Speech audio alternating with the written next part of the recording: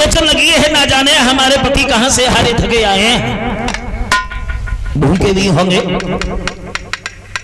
चलो जो हमने एक रोटी बनाई थी आज मैं नहीं खाऊंगा, आज मैं अपने पति को खिला देती हूँ, मैं भूखी सो जाऊंगी। झोपड़ी में जब अंदर पहुंची तो जो एक रोटी रखी थी वो भी नहीं दिखाई पड़ी, तो सुनीति बैठ करके बहुत रोई। सज्जनों खूब रोई, सुबह आई गई, सुबह आई गई पिया की खूब रोई, आई गई।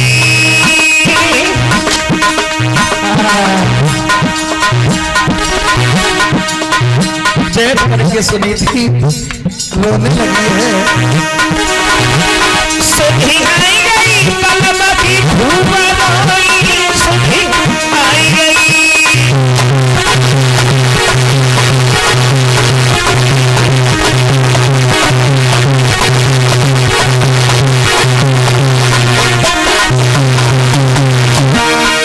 सोचने लगी है आज पिया मेरे भूखे,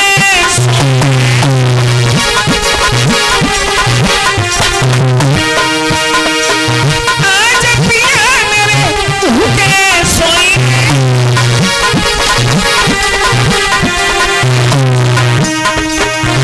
रोटी ले गई पिलैया मिला वही, सुबह आई गई, सुबह आई गई पिया की खूब रोई, सुबह आई गई।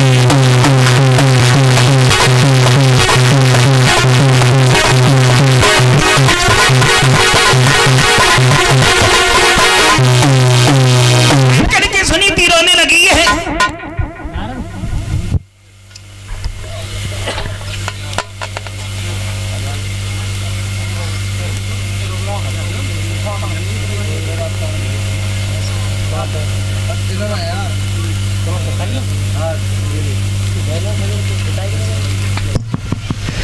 भक्तजनों सारी रात लेट करके विश्राम किया है महाराज उत्तानपाद ने, और जब सारी रात लेट करके विश्राम किया है, सवेरा जब हुआ है तो महाराज उत्तानपाद खेतों से निकल करके महलों की ओर चल दिए। और जब महलों की ओर चले, महलों के पास भी जब पहुंचे हैं तो महाराज उत्तानपाद ने कुछ देखा। क्या देखा कि छोटी रानी बीच दहरी पर खड़ी है। जो ये दशा देखी तो महाराज उत्तानपाद खड़े के खड़े रह गए। छोटी रानी ने सवाल किया, क्यों कहां रहे पूरी रात है? हमसे पूछ रही हो? हाँ तुमसे पूछ रहे, कहां रहे पूरी रात है? उत्तानपाद बोले नहीं। छोटी रानी बोली नहीं बताओ, नहीं बोलोगे? हमें मालूम है, हमें मालूम है तुम कहां रहे पूरी रात। कहां रहे? सुनो,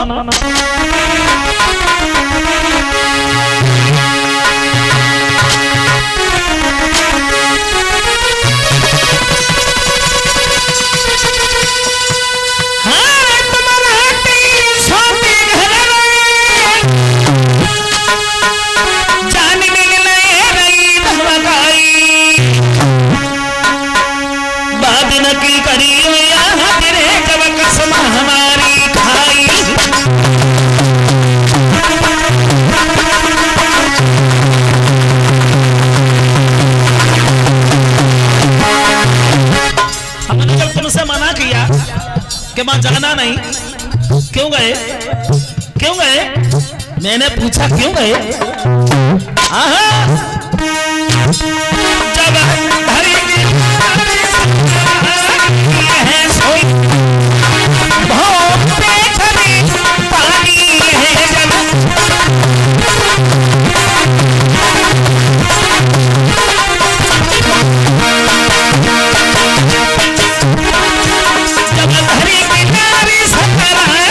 है सोई भोग पे खड़ी पानी है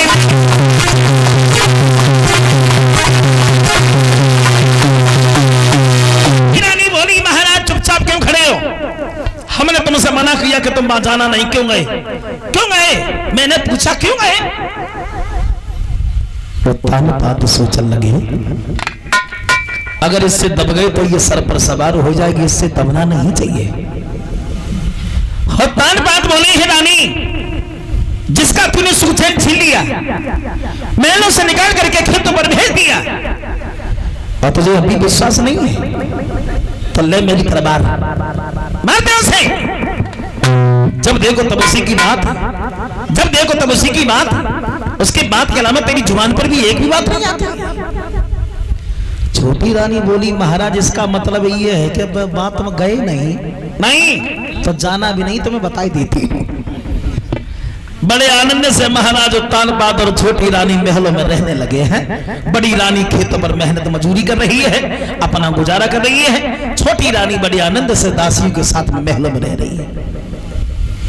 भगवत श्रोताओं, धीरे धीरे जब समय व्यतीत हुआ, देव ऋषि नारद की कही हुई बात सामने नजर आने लगी है।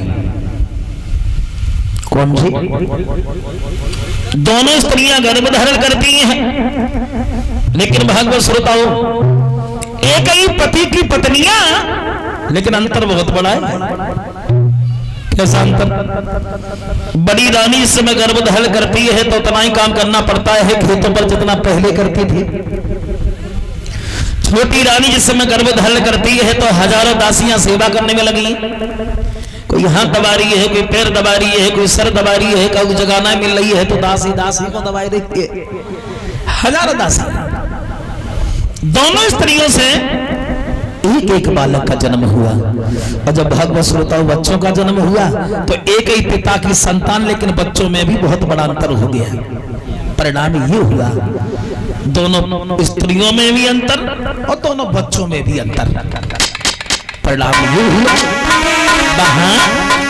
एक ने किया गर्भाधारण, उस दिन से पलंग न छोड़ा।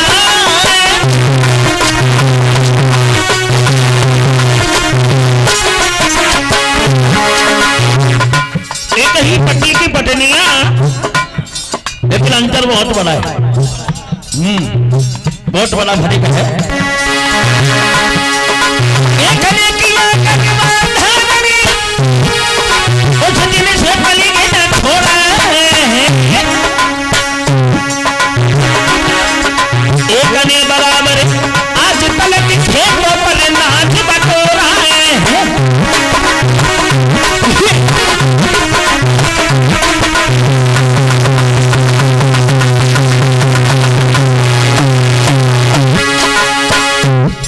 बच्चों का जब जन्म हुआ तो दोनों बच्चों में भी बहुत बड़ा फर्क हो गया। एक राजकुमार में कहीं लाई में पालने में पाना जाता है, एक दुखिया को लाल सुबाई में तो पत्तों पर डाला जाता है।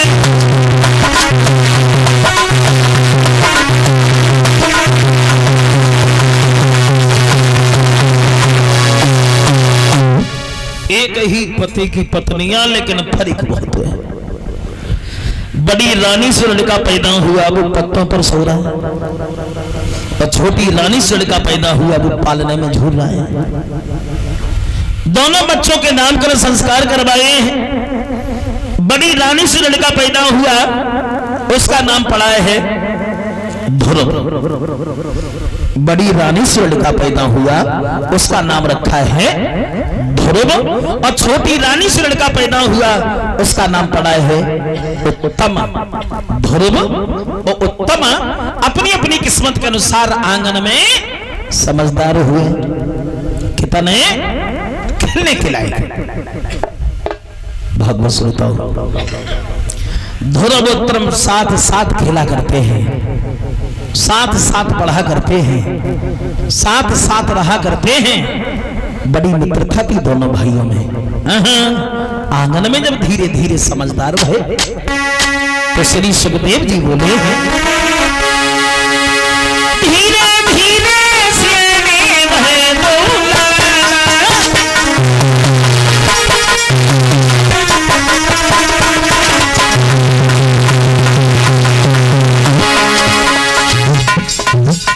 आंगन में धीरे धीरे जब समझदार हुए हैं, बड़े हुए हैं,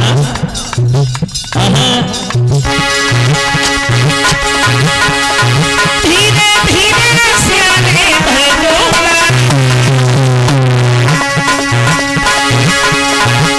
देखने वाले बबू भाई बने बेबाला।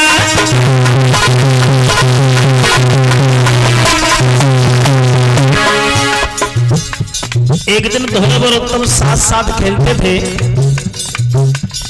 एक दिन उत्तम ने कहा भैया धोरब कहो हम रोजाना यहाँ खेलते हैं ना, आज यहाँ नहीं खेलेंगे।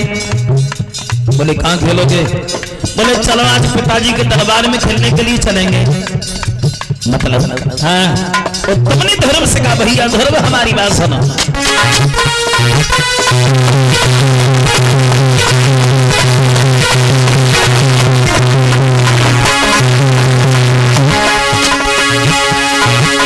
महाराज उत्तम ने हरे पता धुर्व को चलिए भैया संग हमारे कह गई सारी बात। सोई पकड़े बुढ़िया धुर्व भैया की दो निभाइए हो। सोई पकड़ी बुढ़िया धुर्व भैया की दो निभाइए हो।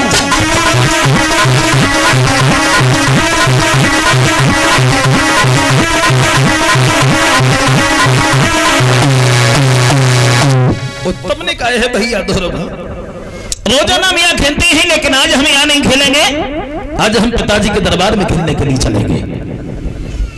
धुर्व बोले हैं उत्तम अगर ऐसी बात है तो कोई बात नहीं है, चलो आज पिताजी के दरबार में खेलने के लिए चल रहे हैं।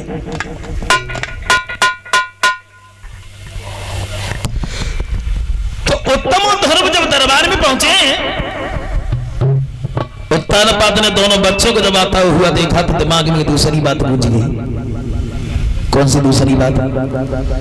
दूसरी बात ये गूंज गई कि उत्तम को तो रोजाना गोद में खिलाते हैं, तो आज धुर्व पहली बार आया है, चलो आज हम धुर्व को गोद खिलाएंगे। ये बात सोचने के बाद में उत्तानपाद ने भाग करके धुर्व को गोद उठा लिया, लेकिन उत्तम जमीन पर ही खड़ा रहा। अब दरबार के बैठे हुए लोग आपस में बातें करने लगे। भैया उत्तानपाद अपनी संतान को बराबर समझते हैं, कुछ छोटा बड़ा नहीं मानते, लेकिन भागवत श्रोताओ जब चार आदमी बैठे होते हैं ना, चार आदमी वहां सब एक बुद्धि के नहीं होते, अलग अलग बुद्धि के हुआ करते हैं। उसी दरबार में एक नीच बुद्धि वाला इंसान बैठा था। नीच बुद्धि वाला जैसा कि मैंने कल बताया था, चुगेला। उसने जब देखा उसे अच्छा नहीं लगा, धीरे से उठा पहुंच गया जहां छोटी रानी महल में बैठी है। दोनों हाथ जोड़े, महारानी अरे आप यहाँ बैठी हो, दरबार में तुम्हारा बहुत बड़ा अपमान हो रहा है। रानी बोली अपमान? हाँ। कैसा अपमान? चुगला बोला महारानी एक दासी का लड़का राजा की गोदी में और राजा का लड़का जमीन पर खड़ा है, हमसे तो देखा नहीं गया, हम तो धीरे से निकल आया। जो तने शब्द छोटी रानी ने सुने, अब छोटी रानी वहां से भागी। दरबार में जब पहुंची है तो क्या देखा है कि धुर्व राजा की गोदी में बैठा है, उत्तम जमीन पर खड़ा है। छोटी रानी ने धुर्व के गाल पर खींच करके एक तमाचा दिया। तेरी इतनी बड़ी हिम्मत है, एक दासी का लड़का राजा की गोदी में और राजा का लड़का जमीन पर खड़ा हो। हमारी की बात ध्यान से सुन ले धुर्व। छोटी रानी बोली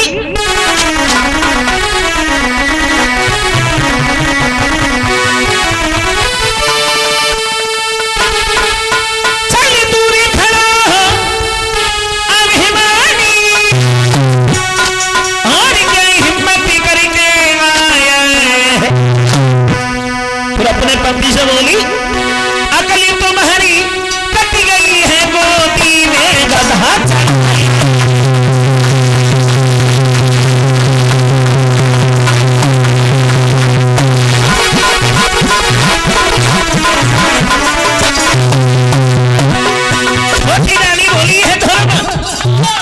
बोलिए इतनी बड़ी हिम्मत, देखो राजा की गोदी में बैठे। हमारी एक बात सुन लो, छोटी रानी बोली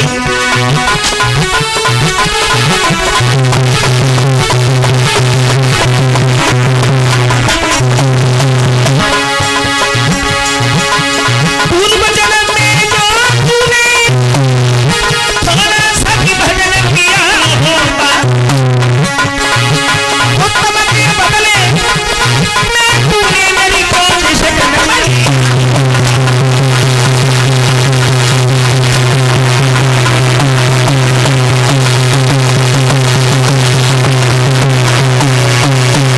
रानी बोली है ध्रुव, पूर्व जन्म में अगर तूने थोड़ा सा भी भजन किया होता तो दासी के नहीं हमारी कोख से जन्म लिया होता। हट तक ध्रुव रोते ही रह गए। उत्तान पात ने ध्रुव को बचाया तक नहीं, बचाना तो बहुत दूरी है। छोटी रानी के सामने कुछ बोल भी नहीं पाई। रोते ही रोते ध्रुव चल दिए जहां ध्रुव की मां रह रही है खेतों पर। लेकिन भागवत श्रोताओं, मां ने जब अपने बच्चे को रोता देखा, आता हुआ देखा तो भाग करके गोद उठा लिया। सवाल किया है, बेटा ध्रुव तुम रोए क्यों? दोनों भाइयों में झगड़ा हो गया क्या? अभी दोनों भाई साथ साथ खेलते थे, अब क्या बात हो गई? ध्रुव बोले मैया हम दोनों भाइयों में झगड़ा नहीं हुआ, फिर क्या बात है? फिर तुम रोए क्यों? तो रोते ही रोते ध्रुव बोले मैया आज जो है ना दरबार में जब उत्तम लेकर के गया है बबुलानी मैया आदर से मोहि गोदी में बैठा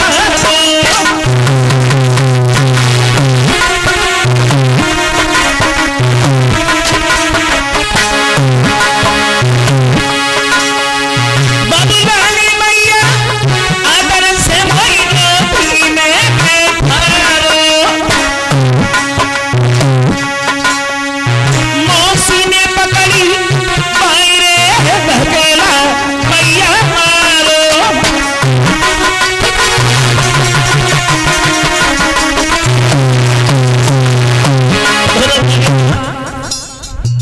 दरबार में खेलने के लिए गए, पिताजी ने जब हमें देखा है तो हमें गोद में बैठा लिया, लेकिन हमारी मौसी ने हमें बहुत मारा। सुनीति बोली लाला तुम मौसी के मानने का तो करिए, जैसे हम तुम्हारी माँ हैं ऐसे वो भी तुम्हारी माँ है, मौसी के मानने का दुख नहीं करते मिथिलाल। दोनों बोले मैया हमारी मौसी ने हमें मारा है, इस बात का हमें कोई दुख नहीं है। तो सुनीति बोली लला फिर तुम रोए क्यों? तो ध्रुव बोले मैया दुख तो सिर्फ हमें एक बात का है,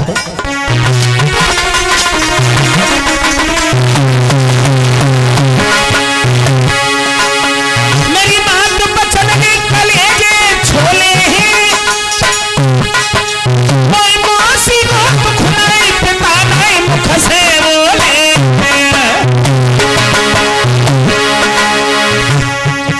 सोई सुनी लौआ की बात मान सोई सुनी लौआ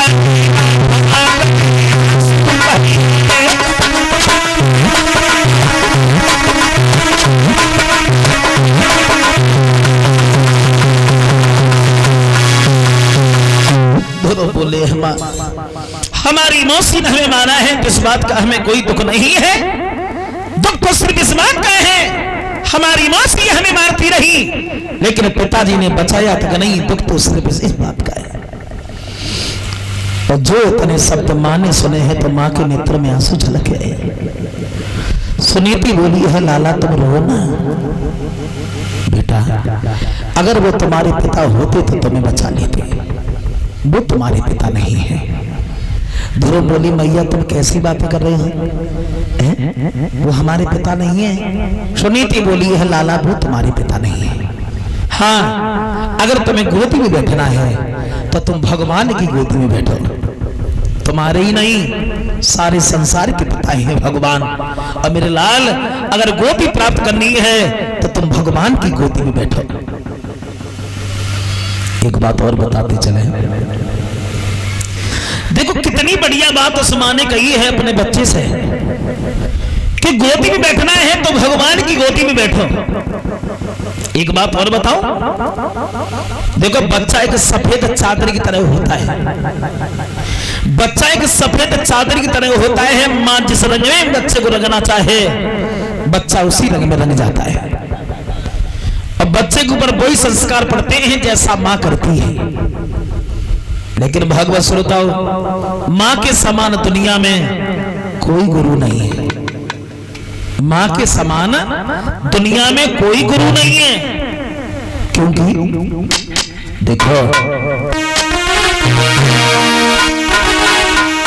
माँ के समान मेरे भ्राता ने कोई गुरु नजर ही नहीं आता। माँ के समान संसार में कोई गुरु नजर ही नहीं आता।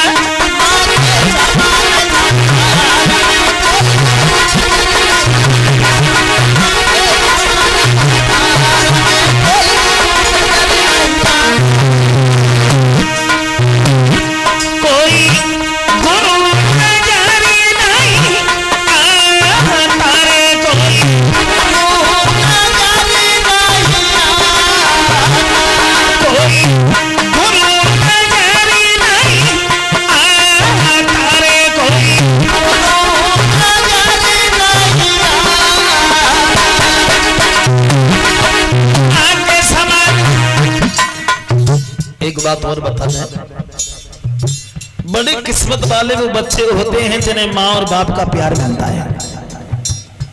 बड़े किस्मत वाले वो बच्चे होते हैं जिन्हें माता पिता का प्यार मिलता है। लेकिन भागवत श्रोताओ, वही औलाद जब अपने माँ बाप को दुख देती है तो बड़ा अच्छा लगता है। अगर एक माँ के 3 लड़काए हैं, एक माँ के 3 लड़काए हैं, तो वो माँ अपने तीनों बच्चों को पाल देती है, लेकिन वो 3 बच्चे एक माँ बाप को नहीं पाल पाते।